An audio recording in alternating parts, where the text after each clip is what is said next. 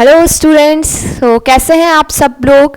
Welcome to extra grade classes. I hope you all are doing well. And इस video में हम start करने वाले हैं आपके बायोलॉजी का चैप्टर 15 जिसका नाम है improvement of food resources. So heading से ही समझ आ जाएगा कि इम्प्रूवमेंट ऑफ फूड रिसोर्सेज ये एक्चुअल में ये जो पूरा टर्म है, ये टर्म क्या डिफाइन करता है, ये टर्म क्या कहना चाहता है। तो इस चैप्टर में हम कवर करेंगे फूड रिसोर्सेज के बारे में और किस तरह से फूड रिसोर्सेज में इम्प्रूवमेंट की जाती है, इस चैप्टर में हम अच्छे से समझेंगे। सबसे पहले हम बात करते हैं कि जो रिसोर्सेज होते हैं वो क्या होते हैं। ठीक, रिसोर्सेज से आप क्या समझते हैं? रिसोर्सेज मतलब साधन। रिसोर्सेज मतलब साधन। मैं हिंदी में भी इलेबोरेट करूंगी क्योंकि हिंदी मीडियम के स्टूडेंट्स भी इस वीडियो को देखेंगे तो सीधी सी बात है उन्हें भी समझ आना चाहिए हिंदी में, और मैं इंग्लिश में तो एज वेल एज मैं बोलूंगी। रिसोर्सेज का मतलब क्या होता है? साधन, यानी का एक ऐसा जरिया जिससे हमें कोई चीज जो है वो मिलती है। ठीक, साधन रिसोर्सेस। और किसका रिसोर्स? फूड का रिसोर्स। किसका? फूड का। और फूड मतलब क्या होता है? खाना। यानी फूड रिसोर्सेस, फूड का साधन क्या है। ठीक, आप जानते हैं कि हमारी डेली लाइफ को प्रॉपर वे में चलाने के लिए हमारी बॉडी जो है वो कितने सारे वर्क करती है। ठीक, और हमारी बॉडी को वर्क करने के लिए कितनी ज़्यादा अमाउंट में एनर्जी की ज़रूरत पड़ती है, और वो एनर्जी हमें कैसे मिलती है? फूड से। हम फूड लेते हैं, हमें कहा जाता है कि खाना अच्छे से खाओ वरना अच्छे से काम नहीं कर पाओगे। तो जब हम खाना खाते हैं तो उससे क्या होता है? हम फूड कंज्यूम करते हैं, हमारी बॉडी के अंदर क्या होता है? एनर्जी जनरेट होती है, और उस एनर्जी से ही क्या होता है? हम प्रॉपर वर्क कर पाते हैं। तो ये तो बात हो गई फूड की, लेकिन फूड रिसोर्सेज से मतलब क्या है? फूड रिसोर्सेज मतलब कि हमें ऐसे कौन कौन से साधन हैं जिनसे हमें फूड एक्चुअल में मिलता है। तो इस वीडियो में हम पढ़ेंगे उन रिसोर्सेज के बारे में और इन रिसोर्सेज में इंप्रूवमेंट करने की क्या ज़रूरत पड़ी, यानी ऐसा क्या रीज़न रहा कि जो फूड रिसोर्सेज थे उनमें इंप्रूवमेंट करने की ज़रूरत पड़ी।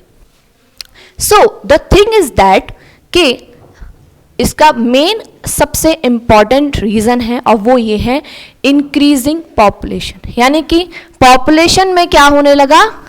इंक्रीमेंट होने लगा। धीरे धीरे क्या होने लगा? पॉपुलेशन बढ़ने लगी। हमारे देश में पर डे कम करके हमारे देश की जो पॉपुलेशन है वो ऑलमोस्ट 10 ईयर्स में कई गुना ज़्यादा बढ़ जाती है। ठीक, तो ये जो पॉपुलेशन इंक्रीज हो रही है इससे हो क्या रहा है? इससे हमारे फूड रिसोर्सेज पे क्या फर्क पड़ रहा है? बहुत बड़ा फर्क पड़ रहा है। पॉपुलेशन इंक्रीज हो रही है तो उस फूड की जो डिमांड है वो भी इंक्रीज हो रही है, और फूड की डिमांड इंक्रीज होने से क्या हो रहा है? फूड का प्रोडक्शन भी इंक्रीज होना चाहिए, लेकिन फूड का प्रोडक्शन क्या हो रहा है? उसकी अवेलेबिलिटी जो है वो कम हो रही है। अब आप जानते हैं कि हम जिस भी एज में होते हैं हम उस एज से फूड खाना स्टार्ट करते हैं। छोटे से बच्चे से एज से लेकर के एक बूढ़े इंसान तक को खाने की ज़रूरत होती है। ठीक, तो हम सबको खाना चाहिए, लेकिन ज़रूरी नहीं है कि सबके लिए खाना जो है वो प्रोवाइड हो पाए। फूड कम अमाउंट में, खाने वाले लोग ज़्यादा हैं, तो ऐसे तो कोई प्रॉपर वर्क कर ही नहीं पाएगा। आपने ये भी सुना होगा कि किसी किसी जगह पर लोगों को खाने की वजह से जो है उनकी डेथ हो जाती है। ठीक, भूखमरी की हालत हो जाती है। तो वो क्यों होता है? क्योंकि वहाँ पर लैक ऑफ फूड होता है, फूड की कमी होती है, जिस वजह से उनकी डेथ हो जाती है। तो वहाँ पे क्या हुई? डिमांड तो बढ़ी, लेकिन अवेलेबिलिटी कम होने से, प्रोडक्टिविटी कम होने से क्या हुआ कि उन लोगों को अपनी जान गंवानी पड़ी। तो ये क्या हुआ? इंक्रीमेंट पॉपुलेशन इंक्रीमेंट की वजह से ही क्या हुआ कि फूड रिसोर्सेज में इंप्रूवमेंट करने की जरूरत पड़ी। ठीक, तो इसके पीछे का जो बेसिक रीज़न है वो ये है कि पॉपुलेशन इंक्रीमेंट की वजह से ही फूड की प्रोडक्टिविटी को बढ़ाने की ज़रूरत पड़ी और फूड के जो रिसोर्सेज हैं उनको इम्प्रूवमेंट करने की ज़रूरत पड़ी। ऐसा नहीं है कि ये इम्प्रूवमेंट अभी कुछ टाइम पहले ही फाइंड आउट किया गया, बहुत टाइम पहले से ही इस पर वर्क चलता आ रहा था, और कई ऐसे साइंटिस्ट थे जिन्होंने इसके लिए कई सारी टेक्निक्स और कई सारी टेक्निक्स का उन्होंने यूज़ किया था। आपने नाम सुना होगा ग्रीन रिवॉल्यूशन, एक इम्पॉर्टेंट टॉपिक है, आप ही के ही बायोलॉजी के चैप्टर में। ग्रीन रिवॉल्यूशन जो है, ग्रीन रिवॉल्यूशन क्या होता है आपने सुना होगा। ग्रीन रिवॉल्यूशन में क्या किया जाता है, फूड प्रोडक्टिविटी को इंक्रीज किया जाता है। जो फूड ग्रेन प्रोडक्टिविटी होती है उसको इंक्रीज किया जाता है और उसे ही बोलते हैं क्या, ग्रीन रिवॉल्यूशन। सेम इसी तरह एक टर्म और आता है, कौन सा term, milk revolution. Milk revolution क्या होता है, अवेबिलिटी किसकी, मिल्क की। मिल्क की अवेबिलिटी ज्यादा बढ़ जाती है इससे, इसीलिए इसे क्या कहा जाता है, मिल्क रिवॉल्यूशन को क्या बोला जाता है, व्हाइट रिवॉल्यूशन। सो ये सब जो थे इन्होंने एक इंपॉर्टेंट रोल प्ले किया किसमें, इंप्रूवमेंट ऑफ फूड रिसोर्सेज में। बट इसके अलावा इनके कई ड्रॉबैक्स भी थे, क्योंकि इनका यूज करने से नेचुरल रिसोर्सेज पे काफ़ी इफेक्ट पड़ रहा था। तो हमें कुछ ऐसी टेक्निक का यूज करना था, हमें कुछ ऐसा करना था कि हमारे फूड रिसोर्सेज इंप्रूव हो जाए विदाउट हमारे इन्वायरमेंट को हार्म किए। तो यहाँ पे तो हमने ये जाना कि जो फूड रिसोर्सेज होते हैं इनमें जो है इम्प्रूवमेंट की ज़रूरत क्यों पड़ी। लेकिन फूड के बारे में हम क्या जानते हैं, आप क्या जानते हैं कि फूड क्या होता है। तो फूड के बारे में हम क्या जानते हैं, फूड क्या होता है। एक्चुअल में फूड हम क्यों गेन करते हैं, हमारी बॉडी के ग्रोथ के लिए, हमारी बॉडी के डेवलपमेंट के लिए, हमारी बॉडी प्रॉपर तरीके से काम कर सके उसके लिए हम फूड लेते हैं। और कई कई टाइप्स में हम फूड लेते हैं, ठीक।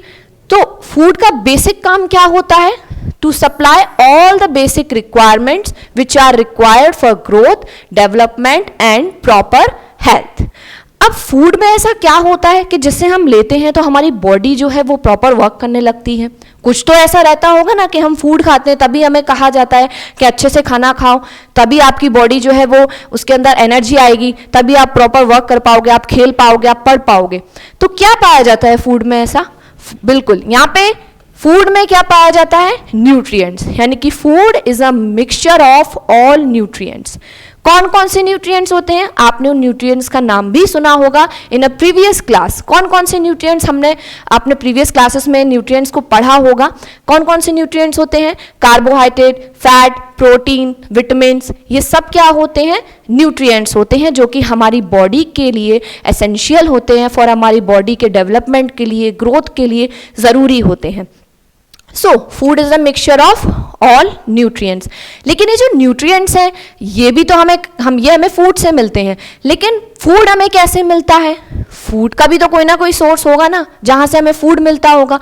तो फूड के जो दो सोर्सेज होते हैं वो कौन कौन से होते हैं, there are a sources of food, which source, plant and animal. So इसके बारे में भी हम बात करेंगे कि प्लांट किस तरह से हमारा एज अ फूड सोर्स काम करता है, एनिमल किस तरह फूड सोर्स काम करते हैं। लेकिन जो फूड हम गेन करते हैं, जो फूड हमें मिलता है, जो हम कंज्यूम करते हैं, वो फूड हमें किस फॉर्म में मिलता है, अलग अलग फॉर्म में मिलता है। आप घर में जो खाना खाते हैं वो खाना बाहर के खाने से बिल्कुल अलग होता है। एक सिंपल अगर मैं डाइट की बात करूं तो एक सिंपल डाइट आप घर पे लेते हैं, लेकिन जब आप बाहर जाते हैं तो आप बाहर जंक फूड खाते हैं, ठीक। तो क्या हो गया, ये फूड की वैरायटी अलग हो गई। माना उसमें न्यूट्रिएंट्स हैं, किसी में कम है, किसी में ज़्यादा है, लेकिन वैरायटी क्या हुई, चेंज हो गई। तो डिफरेंट डिफरेंट वैरायटीज़ के फूड पाए जाते हैं जिनको हम कंज्यूम करते हैं, जिसके थ्रू हमारी बॉडी जो है वो प्रॉपरली वर्क करती है। So there are variety of a food which come from a different source. हर एक फूड का एक डिफरेंट सोर्स होता है। कौन कौन से सोर्स होते हैं ये हम आगे पढ़ेंगे, ठीक। सो अब बात आती है कि सोर्सेस ऑफ फूड कौन कौन से थे। हमने जाना था दो तरह के सोर्सेस ऑफ फूड होते हैं, एक होता है प्लांट एज अ सोर्स और दूसरा होता है एनिमल एज अ सोर्स। तो प्लांट एज अ सोर्स, भाई ये कैसे काम करता है। Plant as a source of food पढ़ने के लिए हमें ज़रूरी सबसे पहले प्लांट के बारे में समझना। आप जानते हैं कि एक प्लांट का जो स्ट्रक्चर होता है वो किस तरह होता है, और एक प्लांट का के जो पार्ट्स होते हैं वो क्या क्या होते हैं। एक प्लांट में क्या क्या पाया जाता है, लीफ पाई जाती है, उस पे फ्लावर्स पाए जाते हैं, ठीक। उसमें स्टेम पाया जाता है, रूट्स पाई जाती हैं। तो ये क्या होते हैं, ये पार्ट होते हैं किसके, पार्ट्स ऑफ प्लांट।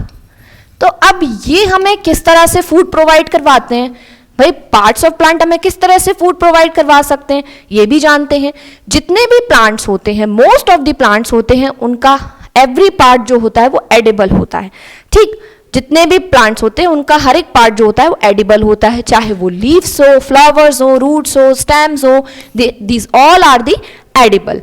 बट ऐसे कौन कौन से प्लांट्स के से कौन कौन से पार्ट होते हैं जिनको हम एडिबल बोल सकते हैं या वो एडिबल होते हैं?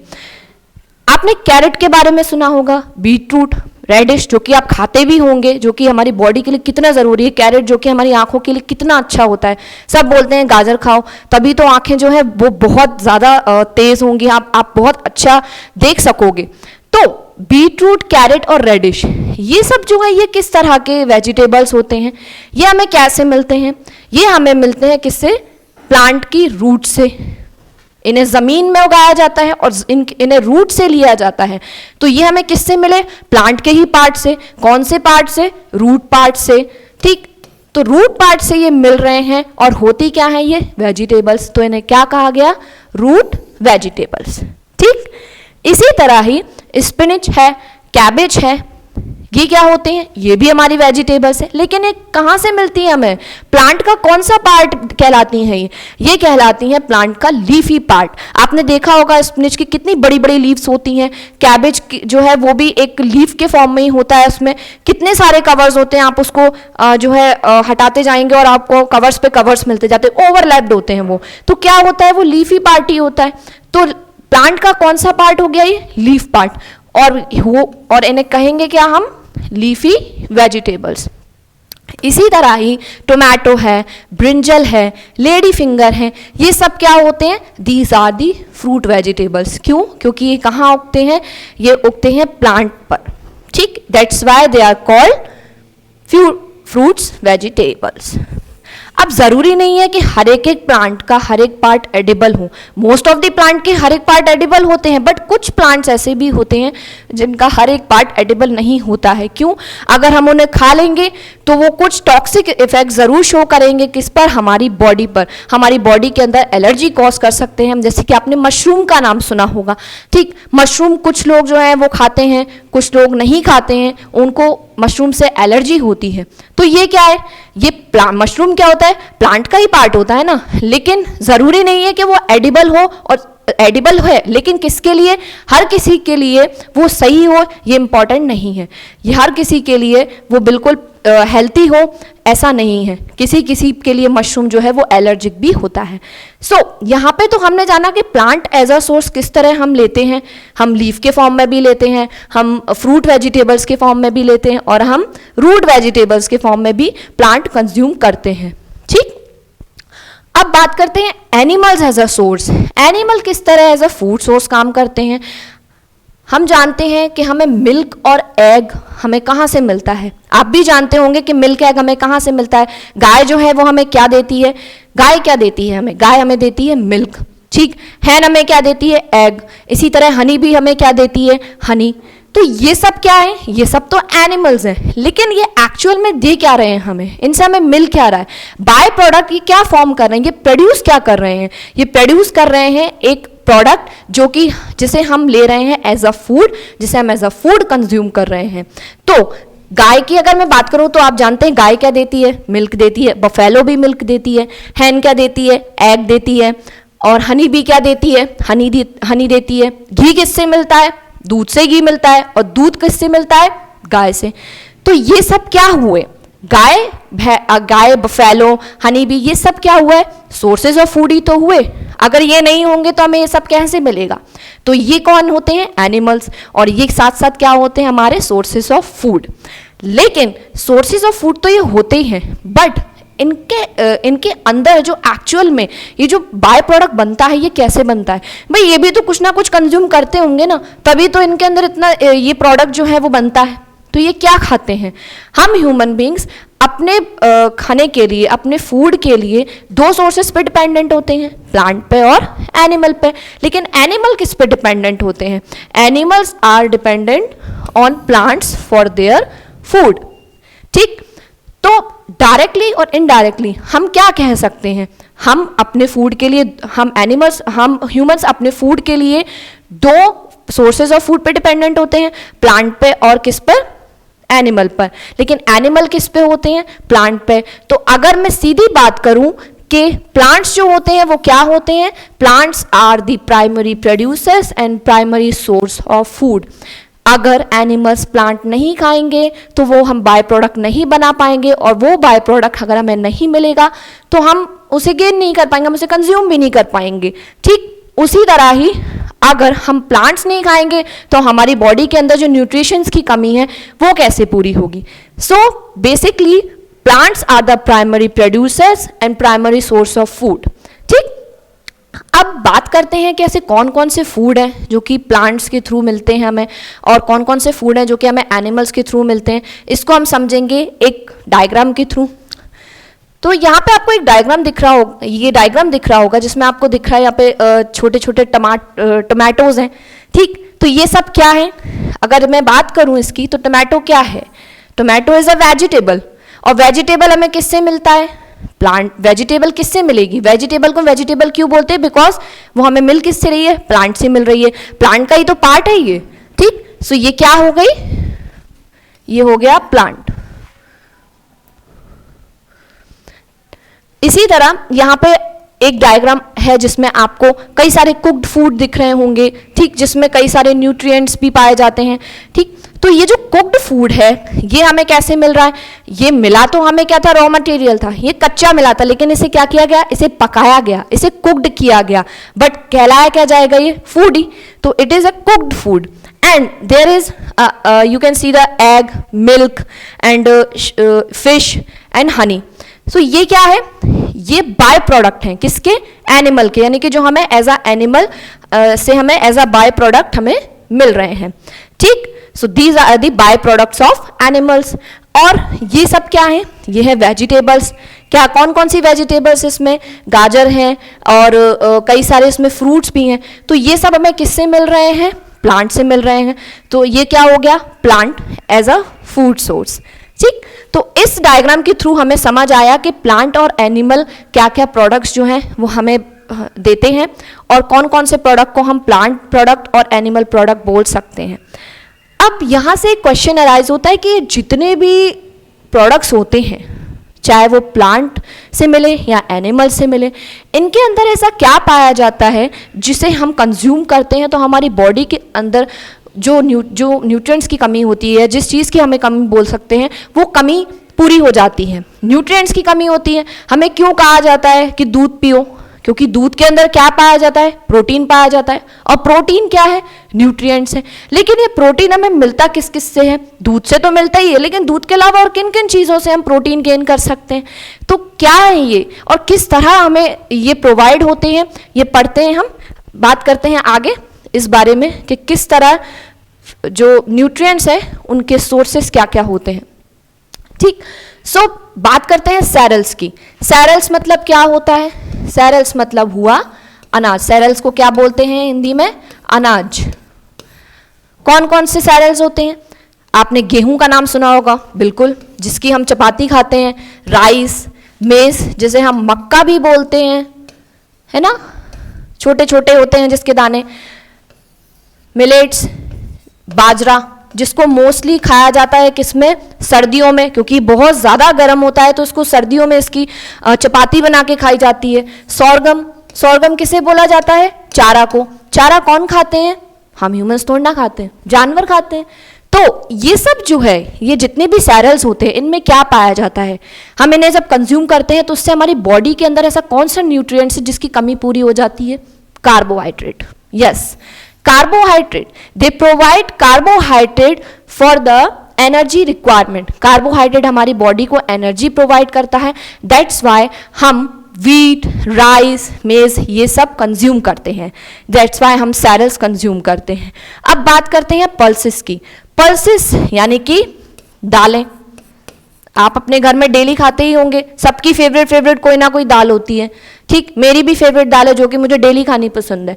तो ये जो पल्सेस होती हैं इसमें भी कई सारे टाइप्स होते हैं, लाइक ब्लैक ग्राम होती हैं, ग्रीन ग्राम होती है, पिजन पी जो कि सबकी फेवरेट होती है। आपने सुना होगा इसको हिंदी में क्या बोलते हैं, हिंदी में इसको बोलते हैं अरहर, और किसी किसी जगह तो इसका नाम बोला जाता है क्या, तुअर। ठीक, येलो कलर की होती है, छोटी छोटी सी, जिसको मोस्टली सब लोग पसंद करते हैं, बच्चे से लेकर बड़े तक। ठीक, मेरी भी फेवरेट है ये। तो पिजन पी, ये कौन सी हो गई, अरहर दाल। इसी तरह ग्रीन ग्राम, ब्लैक ग्राम, ग्राम, ये क्या होता है, ये होता है चना। कौन सा चना, ग्रीन ग्राम यानी कि हरा चना, और ब्लैक ग्राम यानी कि काला चना। आपने देखा होगा कि आप जब भी आपने देखा होगा कई बार के छोटे छोटे से चने होते हैं ब्लैक ब्लैक कलर के, जिन्हें हम वाटर में सोक करने के लिए रख देते हैं, और जब हम उन्हें उठा नेक्स्ट डे मॉर्निंग में यूज करते हैं, किसके लिए, खाने के लिए, तो वो क्या होते हैं, ब्लैक जो है क्या होते हैं, ब्लैक ग्राम होते हैं, जो कि हमारी बॉडी के अंदर कौन से न्यूट्रिएंट्स की कमी को पूरा करते हैं, प्रोटीन को। तभी तो कहते हैं कि सुबह उठकर खाना चाहिए, ब्लैक ग्राम जो है वो खाने चाहिए, जिससे हमारी बॉडी के अंदर जो प्रोटीन की रिक्वायरमेंट है वो फुलफिल होगी। तो जितनी भी पल्सेस होती हैं उन सबके अंदर क्या पाया जाता है, प्रोटीन पाया जाता है, जो कि हमारी बॉडी को क्या करता है, हमारी बॉडी की जो मसल होती हैं उनको ग्रोथ करने में, इंप्रूव करने में हेल्प करता है। अब बात करते हैं कि ये ऑयल सीड्स क्या होते हैं भाई, इनका क्या रोल है। इनका भी अपना एक रोल है। हमारी बॉडी में कई ज़्यादा अमाउंट में क्या होता है, जब फैट बढ़ जाता है तो लोग कहते हैं वजन घटाओ, फैट बढ़ गया है, बहुत ज़्यादा फैट बढ़ गया है, मोटे हो गए हो। तो ये क्यों बोलते हैं, क्योंकि हमारी बॉडी के अंदर कोलेस्ट्रॉल बढ़ जाता है, और कोलेस्ट्रॉल बढ़ने के पीछे का रीज़न क्या होता है, बहुत ज़्यादा तेल खाना, बहुत ज़्यादा ऑयल लेना।